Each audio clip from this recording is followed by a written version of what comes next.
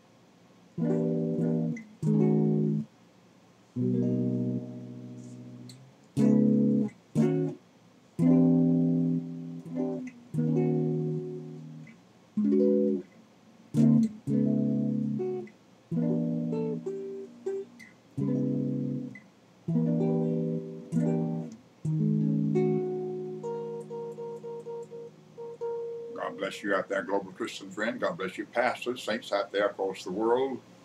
God bless the American government, the military, and scientists out there across the world. And God bless you, children out there across the world. And school children out there, children in the cribs out there, God bless you. God bless those that love the Lord out there across the world. Luke 5:36. He's going to encounter what he said with the parable. And he spoke unto them a parable, saying, No man putteth a piece of new garment upon an old. It just don't make sense. Why would you disfigure a new garment to repair an old?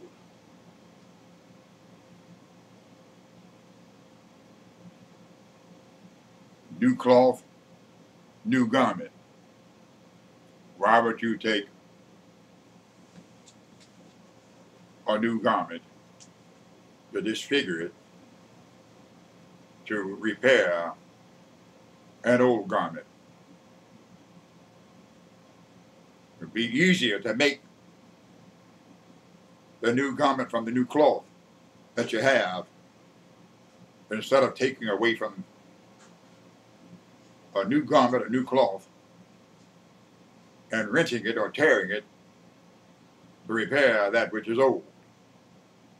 If it's old, it will not outlast the new anyhow.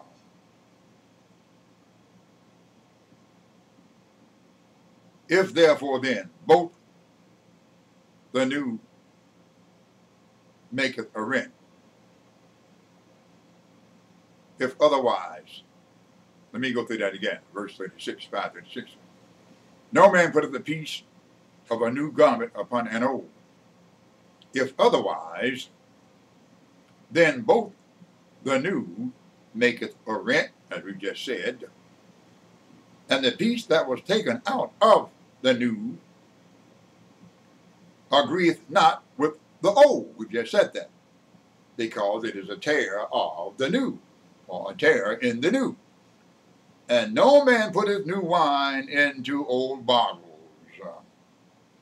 It just don't make sense to put new wine into old bottles.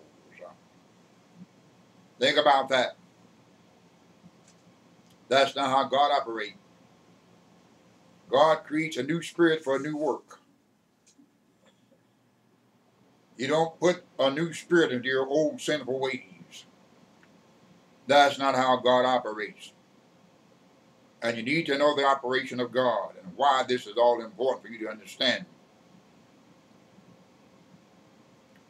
The piece that was taken out of the new agreeth not with the old. Everybody said, it agreeth not with the old, period. If a man be in Christ Jesus, what? He is a new creature. What? Old things are passed away. What? Behold, what? All things becomes new. Verse 37. No man put new wine into an old bottles, onto old bottles, else the new wine will burst the bottle through fermentation and be spilled, and the bottles shall perish. Think about that statement. There's a lot of fermentation going on. Verse 38, but new wine must be put into new bottles, and both are preserved. Think about that. Don't you think Jesus know all this kind of knowledge and comparing these things in the Spirit and by the Spirit, and meaning for them to be spiritual, to teach you lessons that you need to understand while here in the house of Matthew Levy? No man also having drank old wine straightway desireth new. For he said, and I'm sure all the connoisseurs, you wine connoisseurs around the world, agree with these last 4 words. The old is better. You connoisseurs out there, you agers of wine out there, more expensive than the new wine. The Chablis out there across the world. Now, we're going to go over into chapter 6. Chapter 6.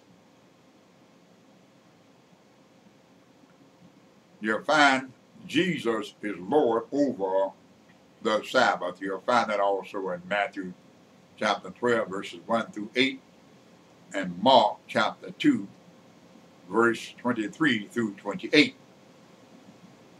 And it came to pass on the second Sabbath after the first,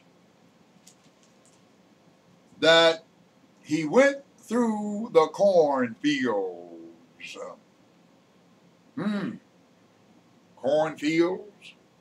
You notice that? He went through the cornfields. Now, you have to watch this, because this is not what you think it is. And his disciples plucked the ears of corn and did eat them, rubbing them in their hands. What's happening here?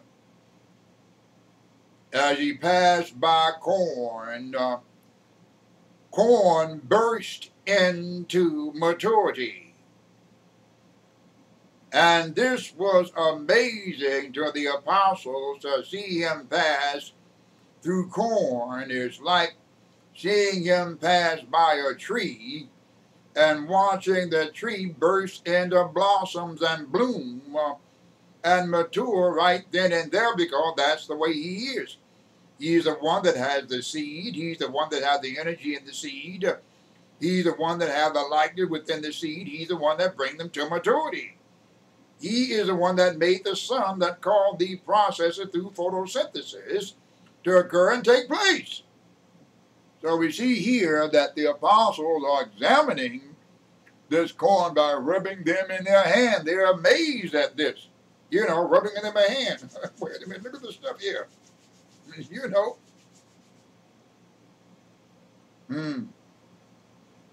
Wonderful knowledge about the Lord. And certain the Pharisees said unto them, why do ye that which is not lawful to do on the Sabbath day? 6 and 3, Jesus answered them and said, have you not read so much as this in 1 Samuel 26 and 21? Let me get that together. Have ye not read so much as this in 1 Samuel chapter 21, verse 6?